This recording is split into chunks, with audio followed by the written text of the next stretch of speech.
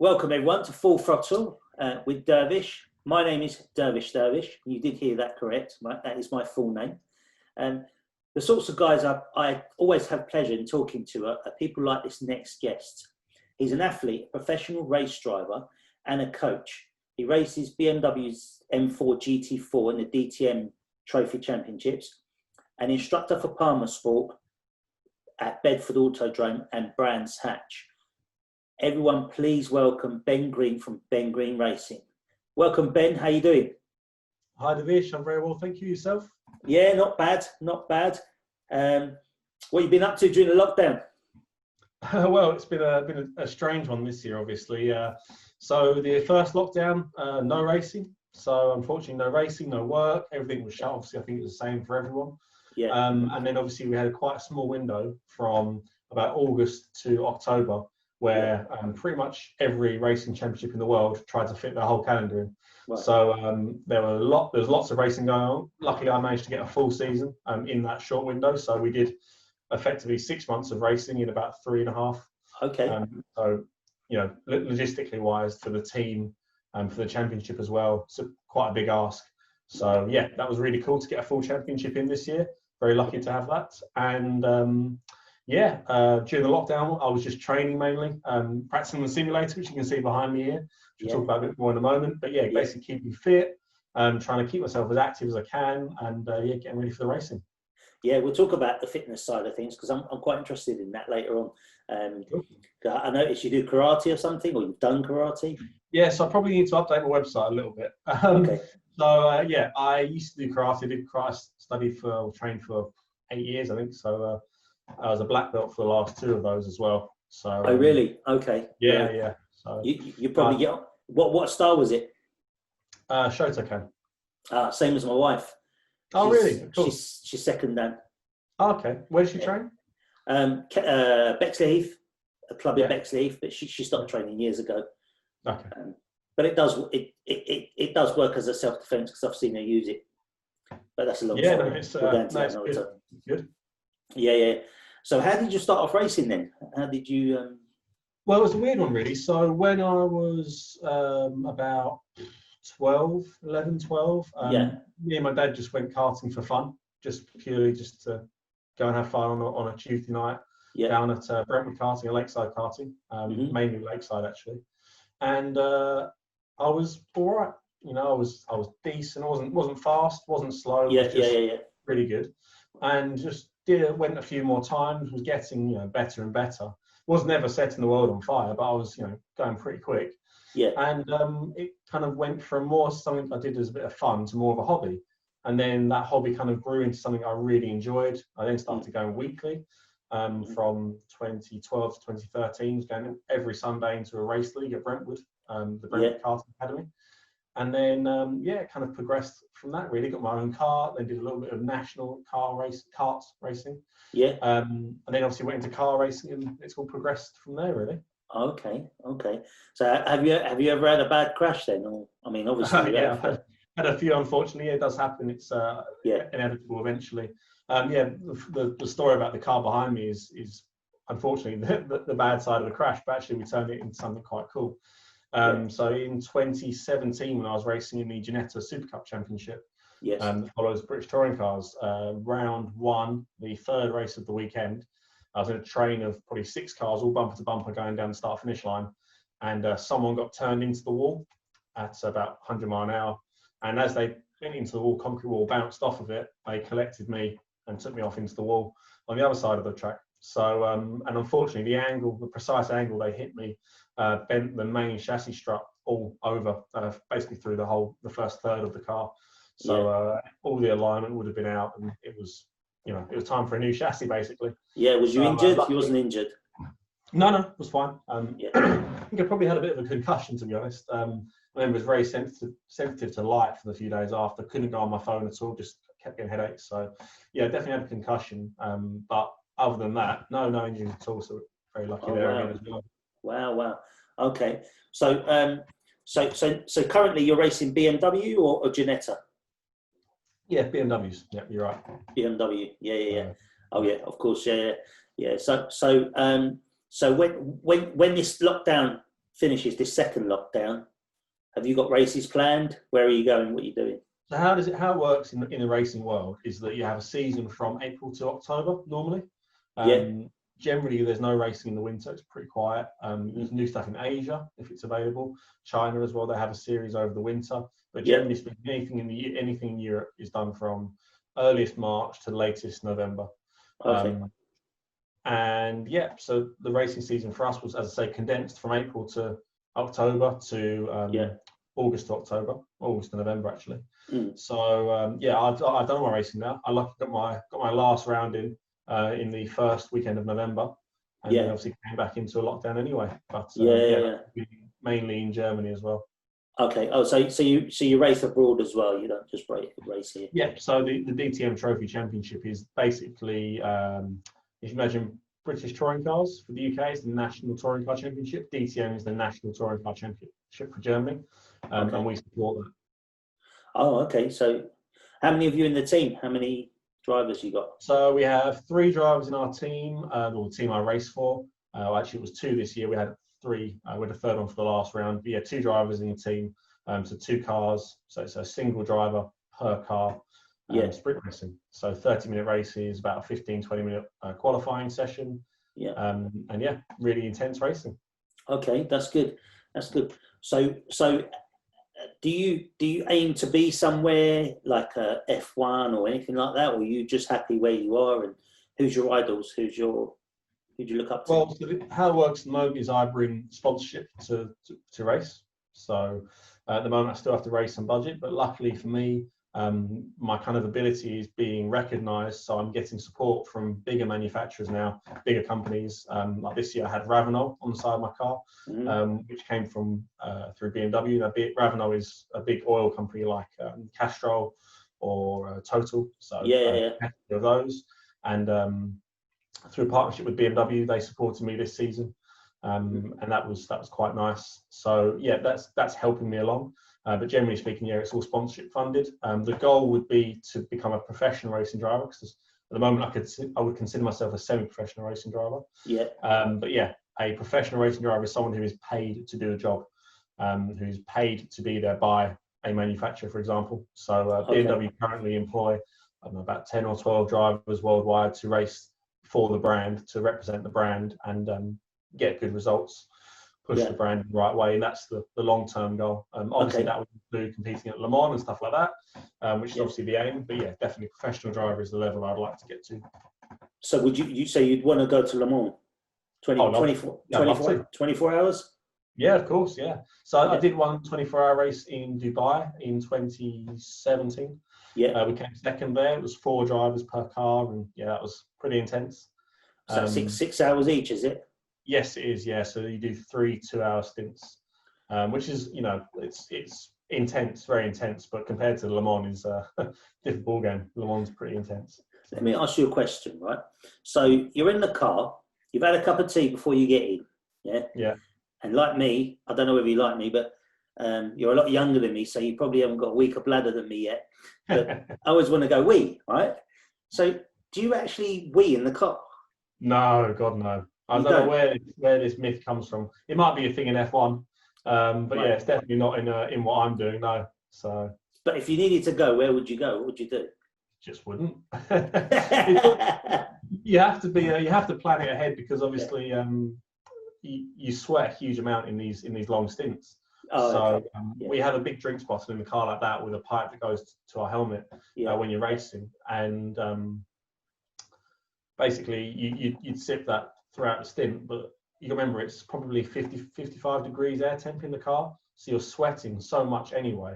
I guess it never really reaches your bladder, to be honest, because I've never been in a position where I've wanted to go for a wee in the car, put it that way, in 5 years of racing.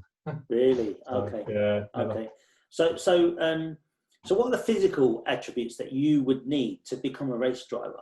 Like, obviously the neck is important, but how do you train? What do you do? So obviously it's kind of different for different disciplines. So everyone knows that in Formula 1 you need a strong neck because of the high G forces. But in the cars I race, obviously BMW M4, it's more like a road car rather than a Formula 1 car. So there's a lot less downforce. Is it built as a road car? or is it built as a built race as a car? race car. It is built as a race It's a car. race car. Okay. Yeah, it's about where it starts. Okay. A Formula One car starts off life as a Formula One car, no questions asked. It is born to be a Formula One car, isn't it? You know, they make a carbon tub that is designed around the driver, and that's how it starts. But whereas my car is a road car chassis underneath with a road car engine, road car gearbox. Yeah. And then they add motorsport suspension, they strip it out, put a roll cage in it. Yeah, it's a proper race car, but yeah, it's not the same as a Formula One car. So the point being is that you won't need anywhere near as strong of a neck to race an M4 as you would to race a Formula One car. So actually what you train is a little bit different. The other thing is that in a Formula One car, you have no roof. So you've got loads of airflow. You probably don't get too hot. It's still very physical, of course, but there isn't the heat side of things that you have in my car because there's very little ventilation. And even in the Ginettas, there's none at all. So it is literally like an oven in there. It's about 55, 60 degrees in the car. So managing that heat is actually the biggest and most important factor of a driver's fitness. So cardiovascular training, lots of endurance training, training in a way that brings your heart rate down when you're under lots of intense heat and pressure. That's really important, actually. So yeah, I do a lot of cycling, running, stuff like that. Okay, what's your resting heart rate then? Do you know? I don't know. Something around 45, I guess, something like that. Yeah, I've seen that before. So. Well, that's kind of supreme athlete standard anyway. Yeah, no, you have to really push yourself in training to make sure it's okay in the car. The idea is the fitter you are, the less hard you're having to work in the car, of course. So that's the aim. And do you ever feel like when you get out of the car, do you ever feel like I've got to have a good stretch or something like that? Or yeah, I mean, you do like a warm-up procedure before, so I always warm up properly, stretch properly before as well, because you know, we only get a very short amount of time in the car over the course of a weekend. So for example, on a race day, I'd wake up Saturday morning and I'd do 3 or 4 laps in qualifying, and then that's it. And then in the race, I'm going to do half an hour's driving, but that's it for the whole day. So my opinion is that you should warm up fully for each session, like you're going to do a training session. So you do a proper warm up, get the heart rate up, get some blood pumping around the body, and then stretch out a bit. Like for me, calves, I've really got to stretch my calves out before a session, because if you imagine your feet are always being pulled back off the pedals when you're not on them, you can quite get a bit cramping in your calf. So I have to stretch that out. It's my personal thing. So yeah, you kind of got to learn what you need yourself. It's more tailored individually, I'd say, rather than just a category. Yeah, everyone has to do something. I'd say it's more individual. Yeah. You'll have to send me some stretching techniques, because what I do is I work in Hertfordshire and I live in Kent and I travel every day. And occasionally it takes me 2 hours to get there. Most of the time it's an hour and a half. It has been up to 6 hours on the road, and I get out the other end and my legs are killing me, absolutely killing me. And then in the middle of the night, I could feel my legs, they're pulling, especially my calves. My calves are terrible. My seating position as well. That's a really important factor. So we get, obviously you can't do this on road cars, but we get seats literally custom made to fit our body. So they get a mold around you, and it sits around you so it's comfy. Because if you're in an uncomfy seat, in 10 minutes you can get cramped easily. Yeah, either that or I just buy a Maybach. Yeah, a little bit different maybe. Soft suspension. Yeah, or a French car, because French cars, the suspensions are really good apparently. Oh right, I'm not sure. I'm not driven too many French cars. I stick to the German ones normally. Yeah. Oh, I'm a BMW fan, man. I love them. I absolutely love them. Good to hear. Yeah, love them. I had an E30. Do you know what E30s are? Yeah, of course. Yeah. E30 318 IS. Okay. So it had the aluminium head on it. It was 1.8, about 140 horsepower, rear-wheel drive. Lovely little car. Sold it for pennies. I shouldn't have really sold it, but the head gasket went on it. And my father-in-law said to me, "I'll just get rid of it because it's going to cost you an arm and leg to fix it." And now I'm looking for one now. They've gone up to as much as what I bought it for. So wow. Yeah, I bought it in '97 for £5,000. I sold it in 2006 for £800. Yeah, tell me about it. And I've been looking for it all this time, because you've got these websites you can go on, you can search for whole number plates, and it'll tell you if it's still on the road or not, or whatever. and it's not coming up. I think the geezer just used it as a rally car. Oh, right. Stripped it out and just whacked it up and just completely ruined it, probably. But that's another story anyway. So who are your race idols? Who do you look up to? Who's your at the moment in racing? Well, I think, to be honest, there's a lot of different people. I mean, currently, it's a little bit not controversial, but I, like probably many people, like Hamilton. I think he is a exceptional driver. Doesn't get enough praise, to be honest with you. So yeah, no, he's someone I really look up to. In the sense of, I think it's impressive what he does. I don't think there's anyone I really look up to and go, I want to be like them. I want to be them, because I want to be myself. You know, I don't want to be like someone else. But when you look at someone's performance in, the best car on the grid, but still to be consistently performing at such a high level, it's very impressive. Yeah. I mean, I like Hamilton. I love the way he just started. Was it a couple of weeks ago? He started at the middle of the grid somewhere, and then all of a sudden, I think, did he win it? Did he win the last race? So Turkey was one of the hardest races probably in recent years for Formula One. They relayed the circuit 2 weeks before the race, and whatever resin they used that goes across the tarmac was shocking. So you know, basically all the engineers, they scan the circuits and they know what the circuits are going to be like before they get there. They put them on the simulators, much more expensive ones than I've got, and know exactly what times the cars are going to do, exactly how it's going to feel to drive, and then the drivers then drive that. So everyone's all configured before they get to the track. And when they arrived on the Friday, they were 10 seconds off the pace of what they thought they would be. Really? So the whole grid was 10 seconds off where I thought it would be. So everyone had to adapt to this very, very tricky circuit. And then even in the race, Hamilton qualified 11th, I think, or 9th or something like that. And really wasn't up there at all. And it was Verstappen's race to win. He was like top 2, top 3 for the whole race. And I think Verstappen spun 3 times. I think Bottas spun 6 times or 5 times, something like that. You know, and he was Hamilton's competitor in the same vehicle, you know, equal chance going for the World Championship, you know. And he didn't spin once. He didn't have a single moment. You know, kept his head. The team wanted him to pit on the second last lap, and he didn't.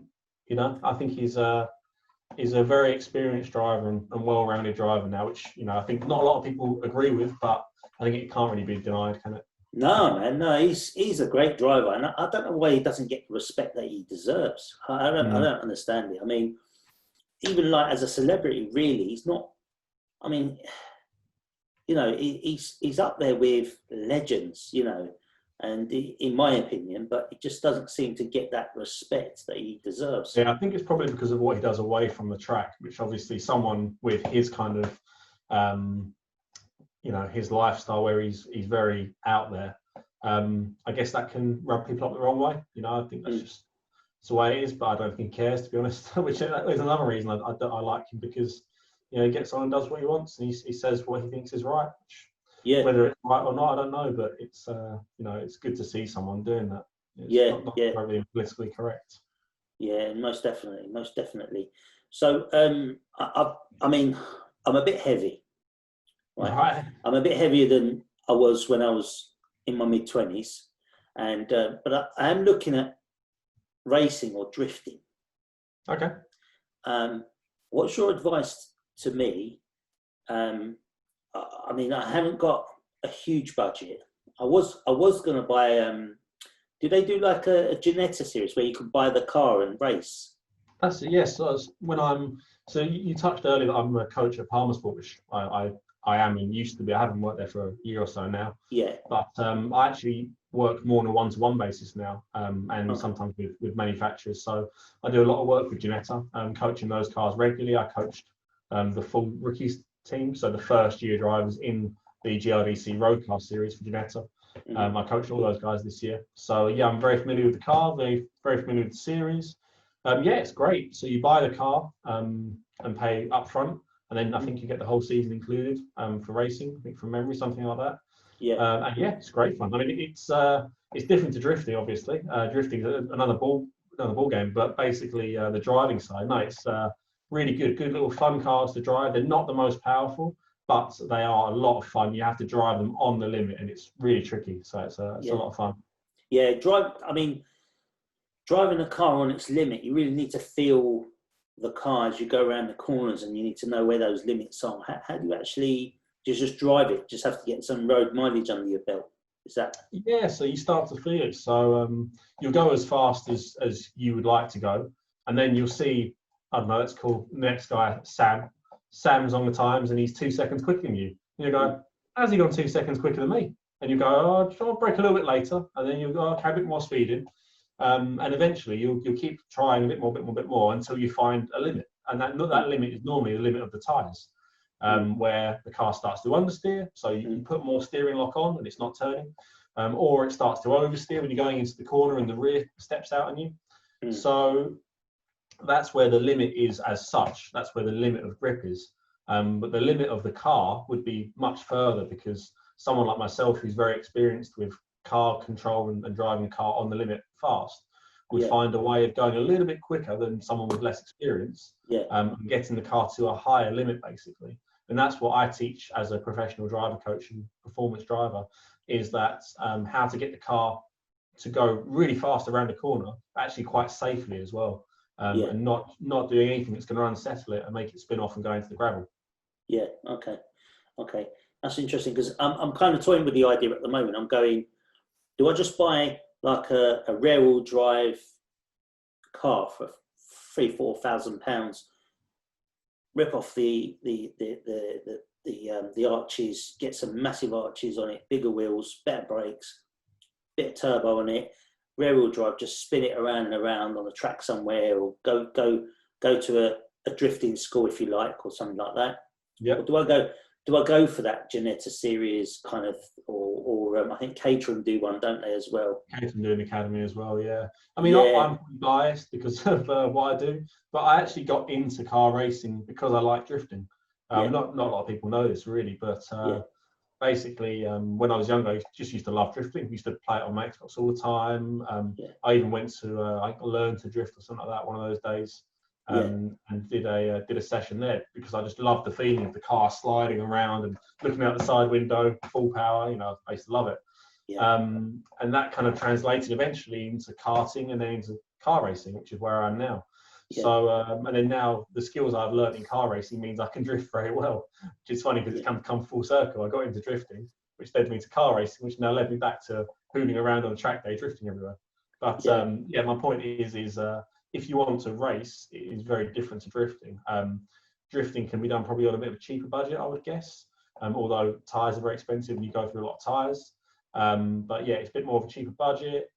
It's a bit more of a friendly atmosphere as such, whereas I think car racing can get very competitive. It's still friendly, of course, but when there's a lap timer, it's very obvious when you're slower or faster than someone else.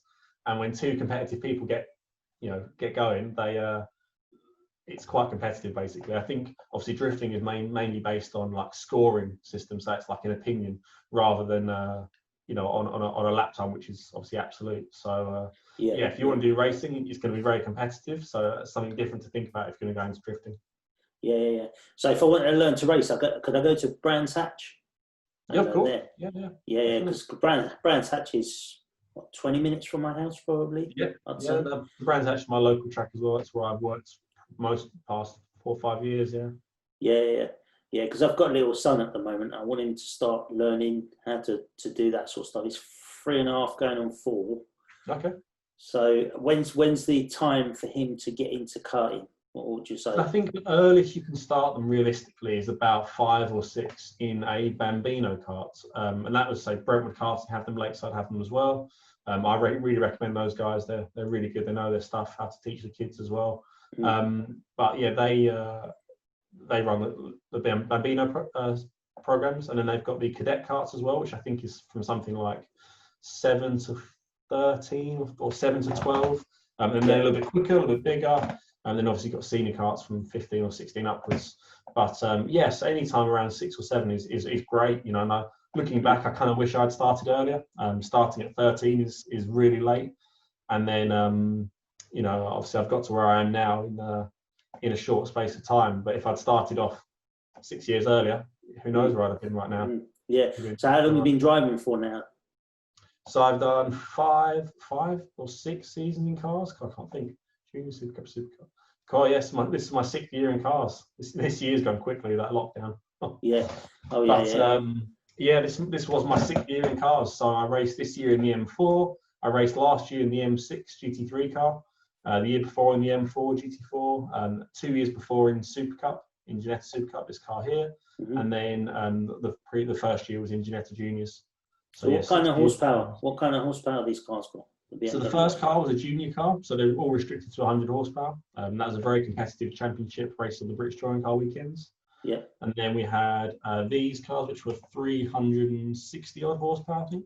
What are they made of then? What are they made of? Fiberglass. So it's very fiberglass. So it's very light, isn't it? Yeah. Yeah, yes. The car weighed about 1,100, 1,200 kilos. With 300 horsepower, which is quite good.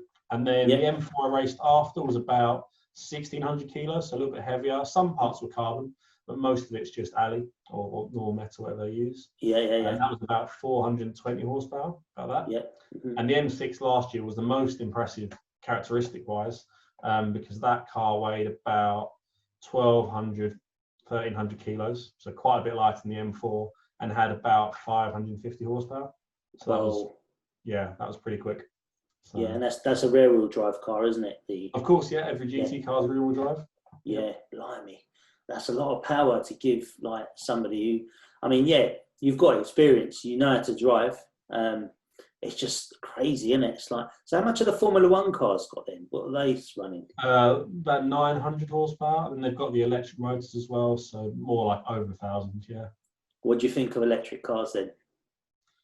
Well, I think, to be honest, it's inevitable. Of course, they're going to come around. To me, one of the greatest things about cars is the noise and the sound. So that'll be a big shame to lose that. Yeah, definitely.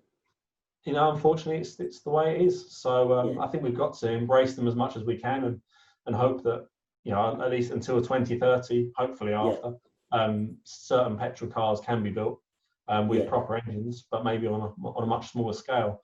But I think Porsche recently have shown with the Taycan that it doesn't have to be boring to be electric. You know, that car is blisteringly quick. It is very fast, and the Tesla as well. You know, with the new Roadster they're advertising, it's going to come out, I think, next year or the year after. Yeah. There are some really exciting electric cars coming out, and hopefully that will kind of go into more of a mainstream thing where they're more readily available rather than being at the top end of things. I think, you know, it'll be different, but the speed is the other thing for me. I love fast cars. I don't drive fast on the road, so I don't need to. I drive fast on the track. And I think electric racing will pick up in the next few years as well. So that'll be another thing that'll be very different. Yeah, I guess what I said to somebody, I'm an engineer, I'm a designer, so I design spaceships at the moment for Airbus. But I've worked in the car automotive industry and stuff. And what I said to somebody is, can the car industry, I don't know whether they've done it, I think they've done it with, is it Porsche? Somebody's done it where the exhaust pipe sounds are coming into the car. Even BMW do that. Oh, do they? Okay. They play it through the speakers, yeah. So it's just a pre-recorded thing. Unfortunately, again, it's been kind of getting louder and louder in the last few years. There's now an option to make it reduced or louder or normal. So this is internal, not external? No, it's internal. So yeah, there are speakers inside in the car where obviously the radio comes out of. Yeah, I'd like it external as well, though. Oh, really? I'd love to have that option of actually just make it sound like a real car. Yeah, but it's electric. One for selfish reasons, because I don't want to get run over by one. Because that's something I was very concerned with when electric cars started to come out, because you can't hear them at all. No. How many times in Dubai I walked across the road and there's an electric car there, and you think, Jesus, only they got flattened then. Yeah. You know. So that's quite important, I think. But what do you think of the new Koenigsegg, the 4-seater electric? Oh, it's awesome. Yeah, really cool. Really cool. I love Koenigsegg. I love the cars. Yeah. This is the one with the 2-litre engine, right? Yes. Yeah. Have you looked into that? That is magnificent. Yeah, that's cool. 600 horsepower, 2-litre engine. Yeah. With 3-valve technology, I think. So it's all electronically controlled valves. Awesome. I love that kind of stuff. Yeah. I would love to get Christian Koenigsegg on this podcast. I've emailed him a couple of times and I've had no response, only because he's so busy, I think. Yeah. But I'm hoping the lockdown's over soon and I can meet people face to face instead of doing this whole Zoom thing. The only good thing about the Zoom thing is that I can record and later on. It'll be cut for you. Easy to post. Yeah, it's easier to post on YouTube and stuff. But what I'm doing now is I'm recording with one of them. It's a H1N Zoom thing, and I've got the Zoom video recording now as well. I will be probably in the next couple of weeks. I'll be putting these out, and they'll be all on all the usual podcast channels that you find, iTunes and Spotify and all those sorts of things. I've got a professional team behind me doing it, so I just do the recording. I've got a virtual assistant in India who does all my social media stuff. And so, yeah, we're just building up, and then I'm going to release 6 episodes. You're going to be one of them, so you're going to be in that 6, and I'll fill you in. I'll let you know when. I'll follow you on Facebook now, and I think Instagram. So I will. If I respond to you, it's normally me. So don't worry, I haven't got a virtual assistant in India doing all that stuff. I did do that, but they're not great at responding, so I'd rather do all that myself. So we're gonna end the podcast with 3 or 4 questions that I normally ask everybody. So one is 5-car garage, unlimited value. Right. Okay. Go. Pagani's under R. I think just the sound, you can't beat it. Awesome engine. Yeah. I like classics. I do like classics. American muscle cars, they're really cool. Yeah. Quite like Camaros actually. So probably have a Camaro in there as well. Mm-hmm. What else? We've got to be future proof. Taken electric. Got to cover ourselves there. I'd have a race car. I would have probably a GT2 or a GT1 from Le Mans, like the old era of Le Mans, when they were properly quick cars, still looking like road cars, really quick cars. And then keeping on the race car theme, a Group B rally car, Audi Quattro, S1 Quattro. Yeah. The 80s, yeah? The 80s yeah, ones. Yeah, definitely. Oh, have you driven one? Cool. No, I've seen one. I've seen an original Quattro. Up close, friend of mine owns one. Yeah. But I've never driven one. No. Oh my God, you've got to drive one. They're amazing. Yeah, have you driven one yourself? No, I've been in one, but I haven't driven one. Yeah. They're so amazing. I'm a kid from the 80s, so I was born in 75, but during the 80s I used to fixate myself on a Sunday afternoon watching these rally cars. Yeah, and definitely. I didn't realise it at a time what great cars they were, but now. Yeah, you never do you? It's, Yeah. Bye. So okay. And what in your opinion is the best BMW road car to drive now? Road car wise, so funnily enough, I just actually had the new 4 Series, the new M4 40i for the last few days, and I wouldn't say it's the best. I'd say it's definitely up there. It's a really, really cool car. It looks promising for the next M4 and the M3 as well, because it's a lot of the same tech. So that was a really cool car. I don't know, it's difficult to say the best car. For me, I do like the M4. I've done a lot of miles in the road car M4, coaching and driving, doing hot rides, drifting, you name it. So I'd say the M4 with a nice big exhaust on it. Yeah, that's the car for me really out of the BMW cars. Yeah. Okay. Road trip. If you were to do a road trip, where would you go and who would you take with you? And this could be someone famous. It could be someone in your family, dead or alive. It doesn't matter. I don't really know where I would go because I've never really looked in stuff like that. One route I do want to go and do is the NES 500 up in Scotland. I'm not sure if you've seen it, but a friend of mine did it earlier this year, just after lockdown. It might have even been during the lockdown, actually. Well, something like that. But it was around it. And I know the roads were quiet. That's why I mentioned the lockdown. That's why I did it. And it looked awesome. Just no one was there. Really? Brilliant roads. Could be Italy for all I knew, looking at the photos. So that's somewhere I'd really like to go when I've got a nice car and can go and enjoy the road properly. Yeah, yeah, okay. Car brand. What car brand would you want to bring back and revive out of the ones that have gone down the pan or bankrupt? What ones would you like to revive, and why? So again, it's a difficult one, really. I know quite a bit about cars, but not so much on the history of what brands have kind of been around and not been around, because I've never really looked into it. I'm more just get in the car, drive it fast, rather than history books. But yeah, I don't know. I don't even know, really, to be honest. I'm not sure where I'd even start answering that question. Yeah, I mean, I always say Bristol. You know, the Bristol cars. Yeah, I've heard of them. Never had any experience with them. Yeah, no, neither have I. I just love the old English style of design and engineering.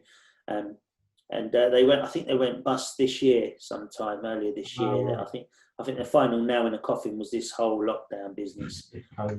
They were struggling before, but I would bring them back. I would have said TVR, but the TVR, I like the style of the bodywork. I don't like the engineering, and I certainly don't like their engines.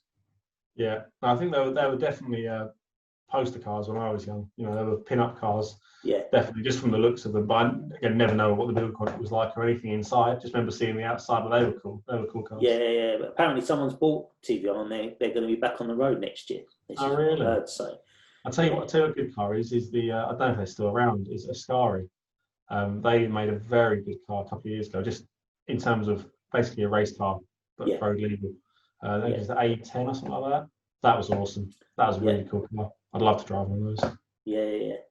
Well, let's see if we can make it all happen this next coming year. Because what I'm trying to do is I'm trying to get some sponsors and some people to advertise on my channel. For that, I realised that I've got to get the viewing, the actual people that are following me, subscribers, up a little bit. But once I do that, I'm going to start looking around for loan cars and things, little freebie things that people chuck at you to advertise, and so I think that will come eventually. It's just a matter of getting these podcasts out, getting it all out there, and trying to get the followers in, really. So the last thing I want to say to you, Ben, is tell the audience where they can find you, and what your Facebook pages and all those. Where are they? So website is www.bengreenracing.com. All my social media links are on there already. Main one for me is Instagram. That's where you'll find me mainly posting my personal stuff and racing stuff as well. At bengreen2. On Facebook, got at Ben Green Racing. It's my racing page, all my racing updates, and kind of keep up to date with that kind of stuff there. I'm not a big Twitter user. I do have an account, Ben_Green22, but I don't really use that too much. I'm more on Instagram and Facebook. Okay, good, fantastic. Well, Ben, it's been a pleasure talking to you. No worries. Thanks so much for your time. You're a superstar, and I hope you have a lot more luck next year with your racing and all your instructing that you're doing. And just take care, and we'll catch up. I'll post this out in a couple of weeks, and I'll make sure you're linked in so you can listen to the product. Okay. Perfect. Cool. Thank you very much. All right, man. Thank you very much for your time, and I will be following you. And you might get a little text from me now and again to see how you're doing and stuff. Okay. Brilliant. Okay. All right. Take care. Have a nice weekend. Yeah. All right. Cheers, mate. Thank you. Bye-bye.